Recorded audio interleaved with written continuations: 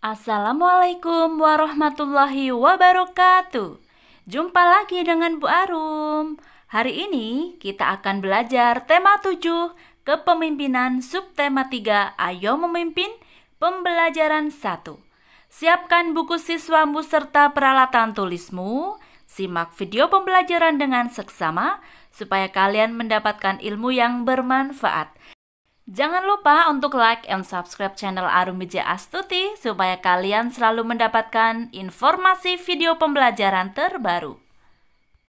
Anak-anak, hari ini kita akan belajar mengidentifikasi nilai-nilai persatuan dan kesatuan pada bacaan tentang kepemimpinan, mengidentifikasi nilai-nilai keadilan, serta menyusun konsep isi pidato.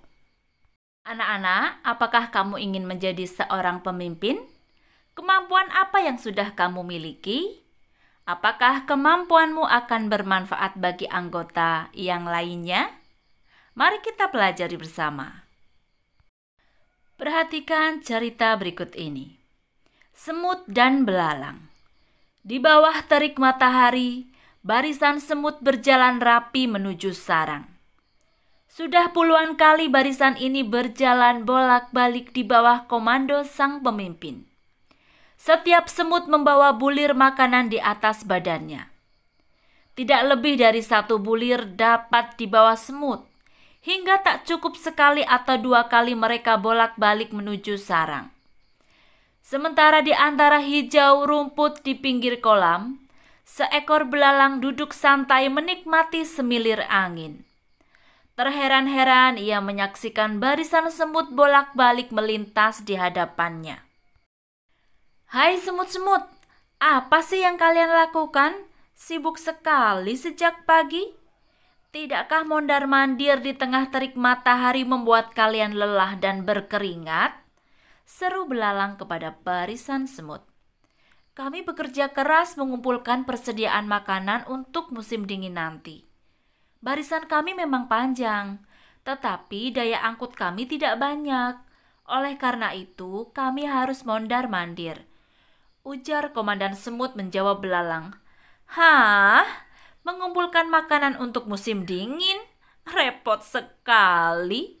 Musim dingin kan masih lama.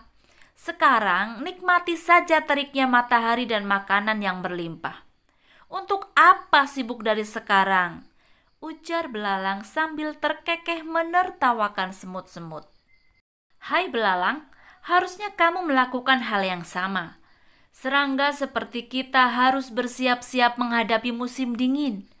Nanti semua tanaman dan sumber makanan lain akan beku tertutup salju.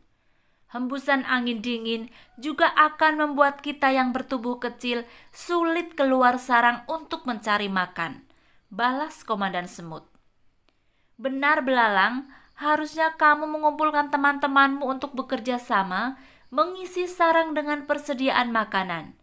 Justru karena musim panas masih panjang, kita masih punya banyak waktu untuk mencicil pekerjaan. Semut kecil menambahkan dari barisan belakang. Ah, semua temanku juga sedang bersantai. Terserah kalian sajalah kalau ingin merepotkan diri, tugasnya. Begitulah adanya. Sepanjang musim panas, barisan semut sibuk bekerja. Sementara belalang santai bermalas-malasan. Hingga tiba saatnya musim dingin, semut-semut nyaman bercengkrama di sarangnya yang berlimpah makanan. Bagaimana dengan belalang? Ia meringkuk kedinginan dan kelaparan di balik dinginnya batu. Jika demikian, mana yang patut dijadikan teladan? Semut atau belalang? Dari cerita tersebut kita dapat membuat sebuah bagan cerita. Yang pertama, sekelompok semut sedang mengumpulkan bulir-bulir makanan. Makanan tersebut digunakan sebagai cadangan saat musim dingin tiba. Sedangkan belalang tidak memiliki sikap senang bekerja sama seperti para semut. Belalang juga tidak mau bekerja keras untuk bersiap-siap menghadapi musim hujan. Semut bekerja sama mengumpulkan makanan untuk kepentingan bersama. Dengan demikian, semut dapat mengumpulkan lebih banyak makanan. Dari nilai baik yang dapat diambil dari cerita di atas antara lain kerjasama dan kerja keras para semut. Berdasarkan bagan tersebut, kita dapat membuat kesimpulan dari cerita tentang semut dan belalang. Semut merupakan tokoh dalam cerita yang patut kita teladani. Semut-semut mau bekerja sama untuk kepentingan bersama. Semut juga bekerja keras mengumpulkan makanan. Ukuran tubuh semut yang kecil tertutupi oleh kegigihannya mengangkut makanan. Selain itu, semut juga tidak suka menunda-nunda pekerjaan. Meskipun musim dingin masih lama, semut sudah mulai mengumpulkan makanan.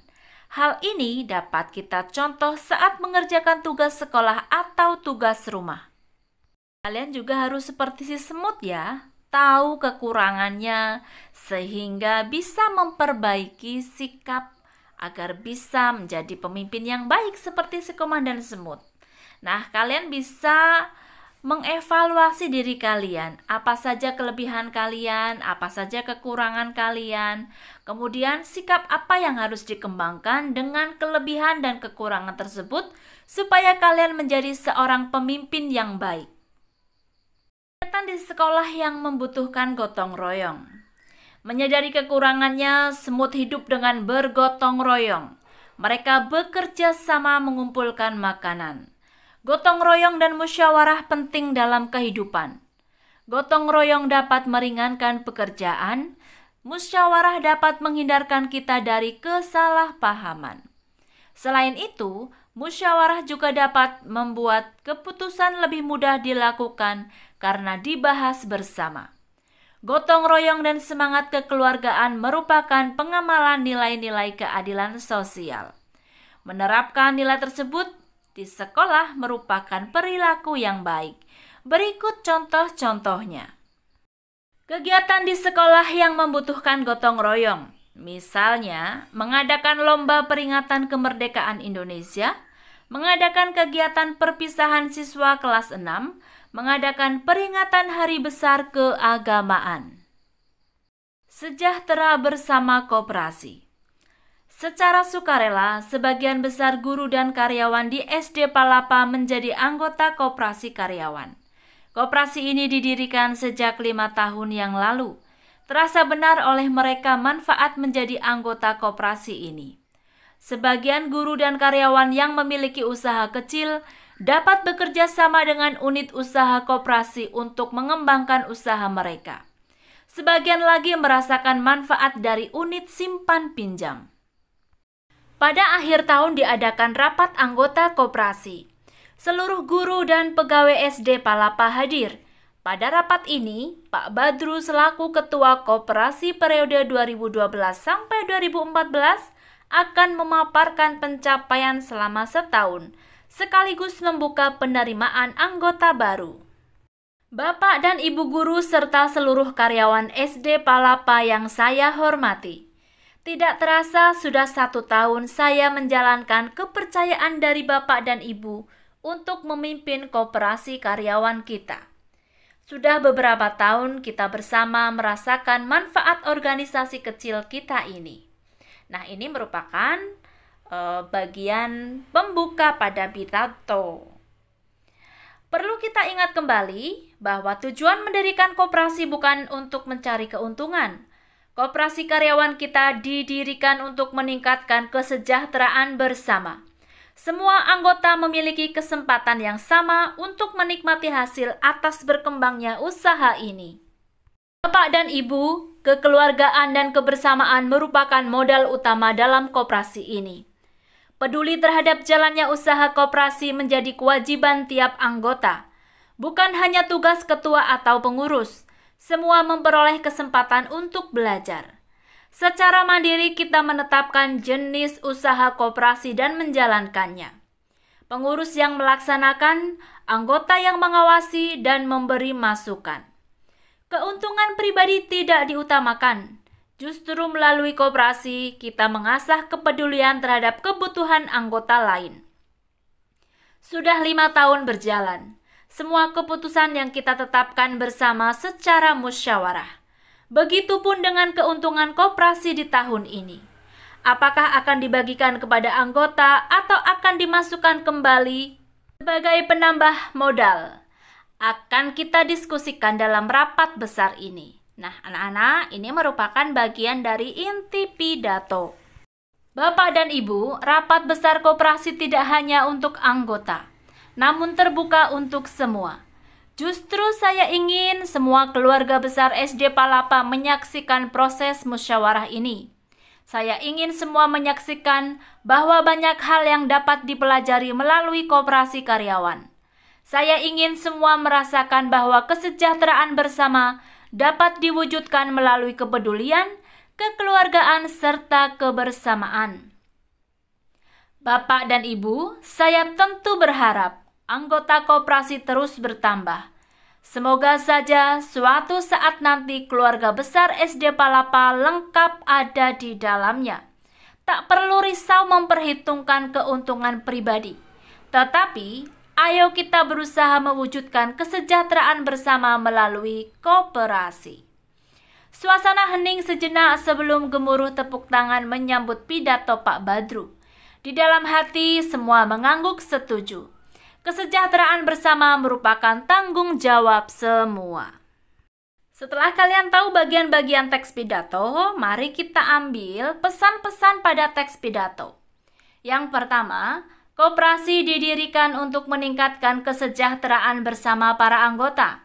Anggota koperasi mempunyai hak dan kewajiban yang sama dalam menikmati keuntungan koperasi. Kebersamaan dan kekeluargaan merupakan modal paling penting dalam koperasi.